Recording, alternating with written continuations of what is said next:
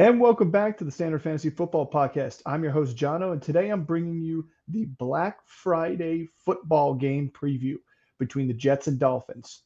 Let's get into it.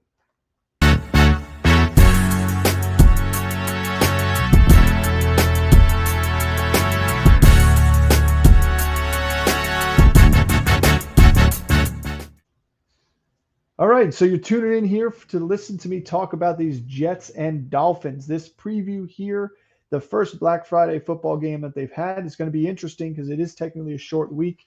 Yeah, they get one more day compared to a Thursday night football, but it's going to be different on these players' bodies this late in the season. So it's a great rivalry, a great matchup because the Dolphins need to win this game to fend off the Jets, although it would have been nicer if the Jets had won last week against the Bills. But the Jets are trying to also keep themselves in contention for the playoffs. So let's talk first about the New York Jets team here. They're starting Tim Boyle over Zach Wilson. That was a change made by the coaching staff. I like it. You need to change it up. It hasn't been working. Listen, it sucks to see a young kid like that get emotional and upset off over losing the starting position, but he had every opportunity in the world to do it the past two seasons, and he's just not getting it done. So if you're a Jets fan, you can't be happy with all the capital you spent on trying to get him, and you could have gotten somebody else as a quarterback. You're starting Breece Hall and you're starting Garrett Wilson. It's the only two people I'm willing to say start here. So running backs versus Dolphins have been held under 66 yards in the last four games with only one rushing touchdown and one receiving touchdown. But Breece Hall is different. I mean, he's a different breed. They're going to run the offense through him, so you know it's going to be a good matchup for that reason. To me, for Garrett Wilson, I like him because the Dolphins have given up a touchdown to number one wide receivers pretty much every single game since week 3, except the New York Giants, but they don't have a number one wide receiver. We know that, so throw that game out of there. So I like Garrett Wilson to get in the end zone here, even though it's Tim Boyle. They're going to try and put points on the board. I don't see this being as defensively as a game as everybody may think it's going to be. I think the Dolphins are going to try and make a statement against this Jets defense, and I think the Jets are going to try and have to play catch up.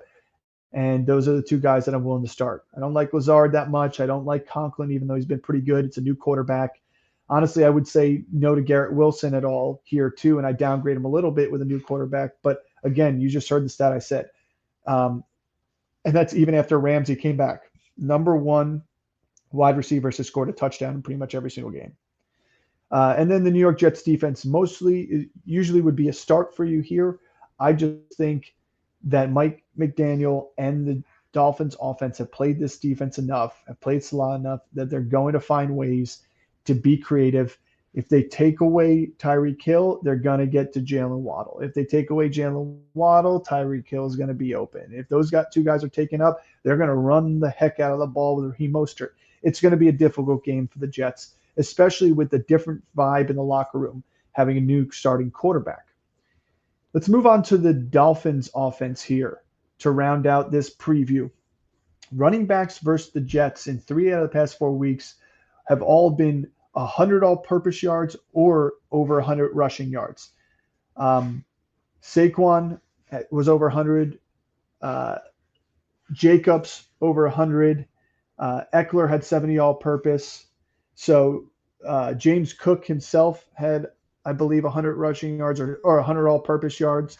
So I like this for Raheem Mostert, especially with the fact that the backfield is pretty injured behind him. You have Jeff Wilson and not much else after that. So I think they're going to end up giving the ball as much as they can.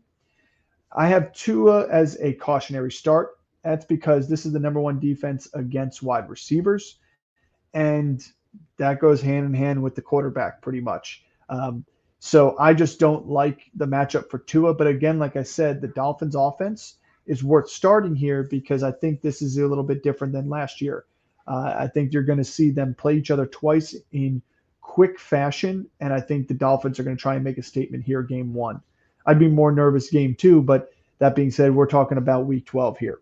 To me, Tyreek Hill, Jalen Waddle, cautionary along with Tua. You're going to start them if you're in your lineup. Jalen Waddle goes from a wide receiver 2 to more of a wide receiver 3 play here. Tyreek Hill could be downgraded as well, but we both know what their ceilings are. Their ceilings are over 100 and a touchdown easily, and both of them could do it on little receptions. That's the beauty of playing these guys here, and that's why you drafted them. You're not playing any Dolphins tight ends, and you are playing the Dolphins defense. Their Dolphins have been average against the tight end position, and they've been decent against everybody else. But beside, this is the great thing. Uh, Pretty much, they with Jalen Ramsey, they've been able to attack the quarterback, and with the Boyle at the quarterback position, Ramsey could have another interception here. They were ball hawks all last game, and they were quick to the football. If anybody has a chance to go watch Hard Knocks and watch the Raiders game that they have in there, you could just see the vibe in that locker room, in that team, and it comes from the head coach down. And I think this team is going to be a hard one to beat, and they're on their way to putting a dent in the playoffs too as well. So that's it for my preview today. Don't forget to like and subscribe. Hit that notification button so you get all the drops here. Don't forget to look at our Turkey Day preview that we just put on earlier today, as well as coming on Saturday morning, we will drop our weekend preview, breaking down the rest of Week 12 fantasy football. As always, thanks for tuning in. See you next time.